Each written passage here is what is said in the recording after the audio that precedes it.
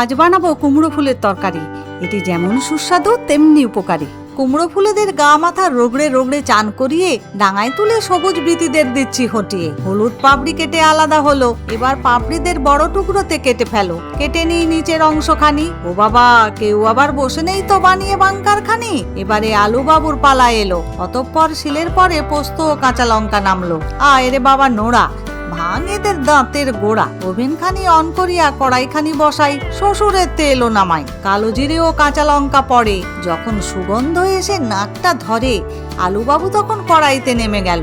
নুন ও হলুদ সোনাও ঘাড়ে চড়লো। একটু নেড়ে ঢাকনা খান চাপাই। এরপরে ফুলেদের নামাই। এদের আবার জল লগ্নে জনম। নাকের জল চোখের জল একাকার, গায়ে পড়লে লবণ। কেঁদে কেটে গতরখানি কমে গেলে পোস্ত বাটাকে দাও ফেলে। বেশ করে নেড়ে চেড়ে মেশাও। ডোবা চাই না সাগর, সেই অনুপাতে জলটি নামাও। ঢাকনা খানো চাপাও। সবাইকে নরম সরম করে রান্নাটি শেষ করে নাও।